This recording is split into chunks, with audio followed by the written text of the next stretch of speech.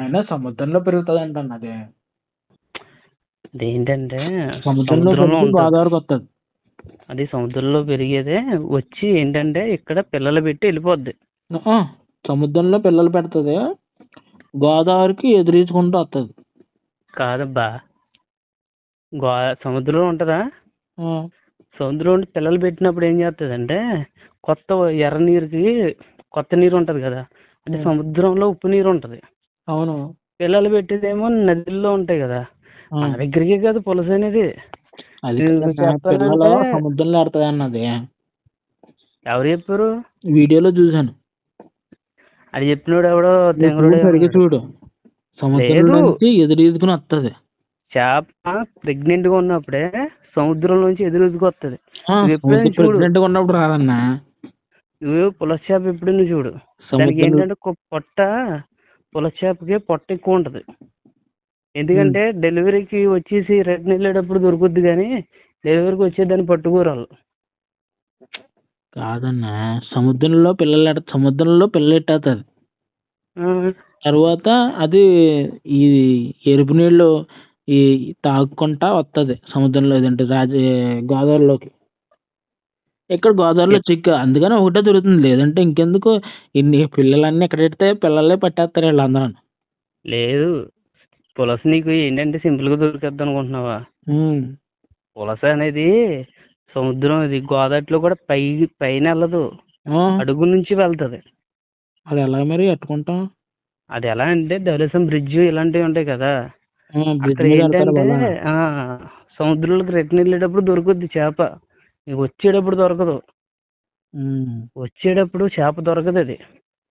అది వచ్చేటప్పుడు ఎలా వస్తుంది, నార్మల్గా కడుపుతో వస్తుంది. కడుపుతో వచ్చి గుడ్లు ఉంటాయి కదా, దానికి అనుకూలమైన ప్లేస్లో గుడ్లు పెట్టి రిటర్న్ వెళ్తుంది. రిటర్న్ వెళ్ళేటప్పుడు చేప దొరుకుద్ది. అది వీడియోలో చెప్పినోడు ఎవడో ఆడ తిరుమలనోడే ఉంటాడు. ఎందుకంటే ఇక్కడ గోదావరి పక్కన వాళ్ళం కదా మేము. మీరా? గట్టిగా అయితే మాకు గోదావరి అంతా 5 కిలోమీటర్లు. గోదావరికి మాకు 5 కిలోమీటర్లు. అవునవును. అయితే ఇది ఏంటంటే రిటర్న్ వెళ్ళేటప్పుడు పులస చేప అనేది ధవళేశ్వరం బ్యారేజ్ దగ్గర పడేది ఇది వరకు. వీళ్ళు ఏంటంటే వలలు వేసేవాళ్ళు, ఇప్పుడు యానం దగ్గర గట్ట ఉంటారు కదా, అప్పట్లో లోతు వలలు లేవు, అంటే లోపలికంటే వేసే వలలు లేవు. ఇప్పుడు ఏంటంటే లోపలికంటే వేసే వలలు వచ్చినాయి కదా, అందుకని అడుగుకి వెళ్తున్నాయి. కాబట్టి ఇప్పుడు ఏంటంటే పులస చేప అక్కడక్కడ దొరుకుతుంది. యానం, ధవళేశ్వరం, కొవ్వూరు, ఈ 3 ప్లేసుల్లో దొరుకుద్ది. అది మన గోదావరిలో పులస మంది ఎక్కువ రేటు. ఇక్కడే కదా ఒరిస్సా చేపలు అంటున్నారు కదా ఇప్పుడు, అక్కడ కూడా పులస దొరుకుద్ది. గంగా నదిలోకి వస్తుంది.